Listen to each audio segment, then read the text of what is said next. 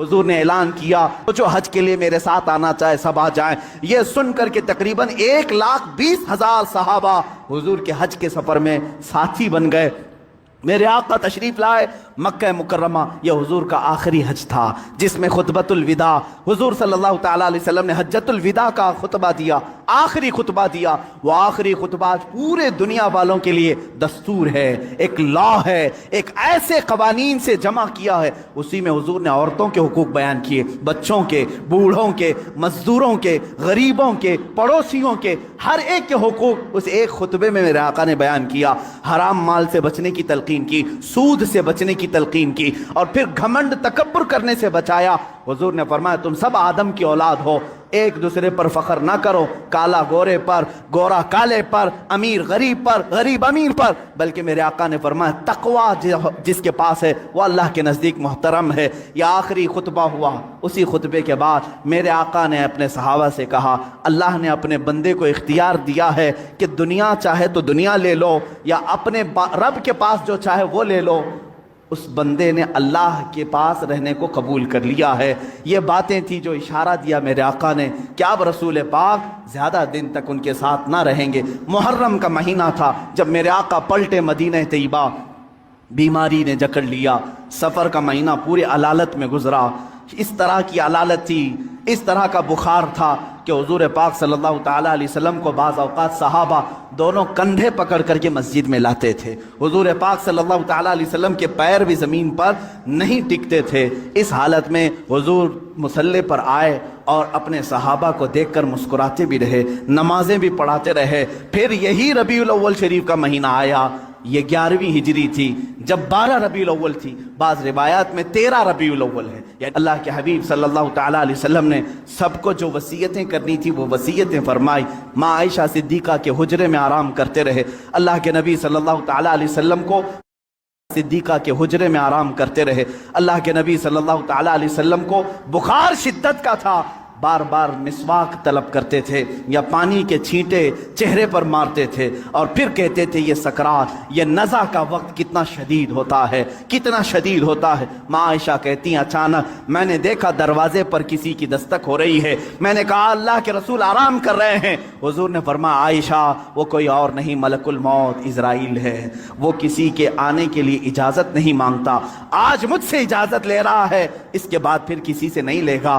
ملک الموت حجرہ پاک میں داخل ہوئے۔ حضور پاک صلی اللہ تعالیٰ علیہ وسلم ماں عائشہ صدیقہ کے زانوں پر سر رکھ کر آرام کر رہے ہیں۔ ملک الموت نے اجازت طلب کی، آقا حکم ہو تو آپ کی روح پاک کو میں نکالوں، اللہ کے حضور لے جاؤں، آپ کے رب اعلیٰ کے جلوں میں لے جاؤں۔ رسول پاک صلی اللہ علیہ وسلم نے اس سے پہلے جانتے ہو کیا پوچھا تھا؟ میرا دل درد کرتا ہے، ملک الموت سے صرف اتنا پوچھا، بلکہ اکثر تو لوگوں کو اپنا نام تک یاد نہیں ہوتا۔ سکرات کے وقت جاؤ لوگوں کے بستروں کے پاس، ہم کلمہ پڑھاتے رہتے ہیں، کلمہ آتا نہیں، لوگ بول نہیں پاتے، یہ وہ حالت ہوتی ہے نزع کی۔ لیکن اس وقت میرے آقا صلی اللہ علیہ وسلم ملک الموت سے یوں کہتے ہیں اے اسرائیل، یہ جو نزع کا درد ہے کیا یہ درد میری امت کو بھی دیا جائے گا؟ کیا یہ سکرات کا درد میری امت کو بھی دیا جائے گا؟ ملک الموت نے کہا موت سے پہلے ہر ایک کو سکرات سے گزارا جائے گا۔ میرے آقا رو پڑے، واہ امتی ہی، واہ امتی، اے اللہ میری امت، اے اللہ میری امت، کیا وہ نزع اور سکرات کو برداشت کر پائے گی؟ رب تعالیٰ نے حکم دیا اے حبیب آپ غم نہ کریں، آپ اپنے امتیوں کو یہ بشارت دیں کہ جو ہر نماز کے بعد آیت الکرسی پڑھتا رہے ہے وہ دنیا میں رہے گا، اس کی روح اللہ فرماتا ہے میں خود قبض کروں گا، اسے احساس نہ ہو۔ رسول پاک صلی اللہ تعالیٰ علیہ وسلم حضرت عائشہ سے بات کر ہی رہے تھے، آخری جملے میرے آقا کے الصلاۃ الصلاۃ، نماز نماز، اور تمہارے ہاتھوں کے نیچے جو مزدور ہیں ان کا خیال کرو، اتنا کہا اور حضور پاک نے ہمیشہ کے لیے اپنی آنکھیں بند کر لی۔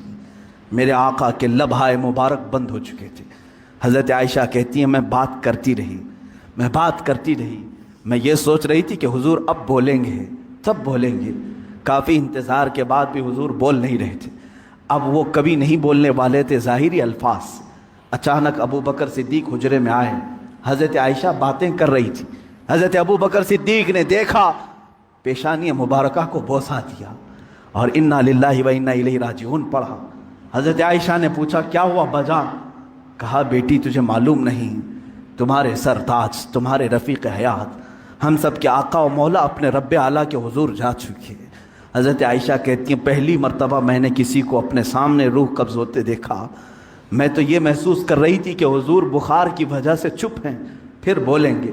سیدہ کائنات فاطمہ الزہرا سلام اللہ علیہا آئی، وہ خاندان میں تنہا باقی تھیں، حضور کی ساری اولاد ان کے سامنے فوت ہو چکی تھی، حضرت فاطمہ اکیلی رہ گئی تھی۔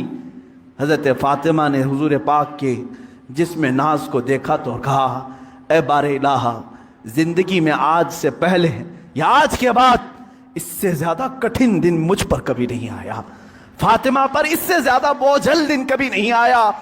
جب فاطمہ نے اپنے عزیز از جان باپ کو اپنے سامنے موت کی آغوش میں دیکھ رہی ہے، رسول پاک صلی اللہ تعالیٰ علیہ وسلم کے صحابہ نے میرے آقا صلی اللہ تعالیٰ علیہ وسلم کی ایک بعد دیگر زیارت کی، صحابہ کی کیا کیفیت رہی؟ 14 صدیوں کے بعد آج ہم روتے ہیں میرے آقا کی وفات کو سن کر۔ وہ آفتاب عالم ہمارے درمیان سے روپوش ہوا، وہ مہتاب رسالت غروب اگرچہ ہوا، لیکن آج بھی جب واقعات سنتے ہیں تو روتے ہیں۔ صحابہ کی کیا کیفیت رہی ہوئی؟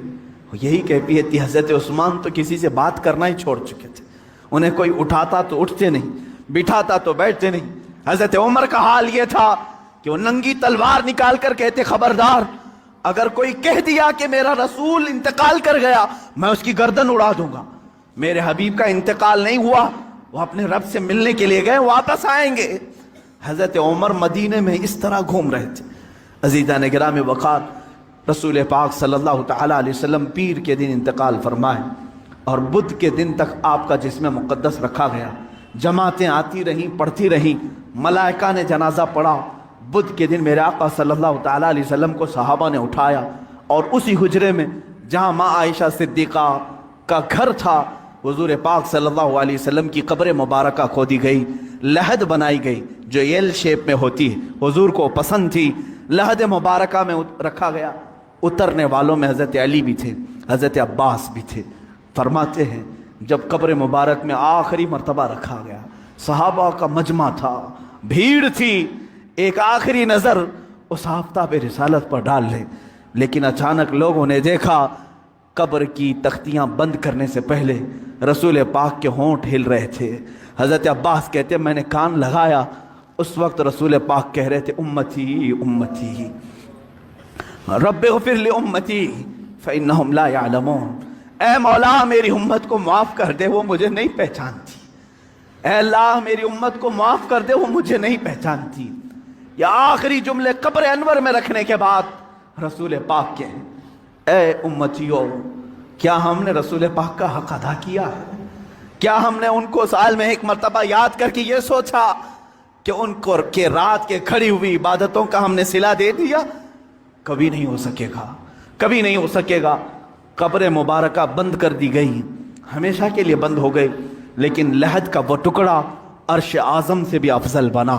نفس گم کردہ می آیت جنید و بایزیدی جا، وہ قبر اثر آج بھی ہم مسلمانوں کے روح کی ٹھنڈک ہے۔ وہ ہرا گنبد جو رسول پاک کے مسکن کے اوپر اپنی جگمگاہٹ بکھیر رہا ہے، وہ کروڑوں عاشقوں کی آنکھوں کا تارا بنا ہوا ہے، ہمارے دل کا سکون ہے۔ اے میرے عزیزو، آج ہم جئیں گے تو اسی امید کے ساتھ، اسی آس کے ساتھ۔ میرے آقا نے آخری وقت یہ بھی فرمایا تھا جو جس سے محبت کرے گا دنیا میں، قیامت کے دن اسی کے ساتھ اٹھایا جائے گا۔ اگر تم آج اپنے نبی پر جان و مال، اپنے ماں باپ فدا کرنے کی بات کرتے ہو، خوف نہ کرو، کل ہم اٹھائے جائیں گے تو ہمارے آقا کے ساتھ اٹھائے جائیں گے، ہمارے رسول کے ساتھ اٹھائے جائیں گے۔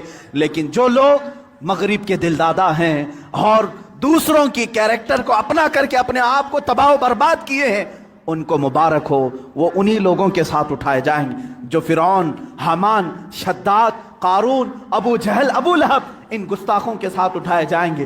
اللہ رب العزت میرے رسول کی زندگی پاک کو جب تک رکھا 63 سال وہ رحمت تھے، اور آپ کی وفات بھی امت کے لیے رحمت ہی ہے، رحمت ہی ہے، اور اللہ تعالیٰ ان کی برکت سے امت کو عذاب دینے سے محفوظ رکھا ہے۔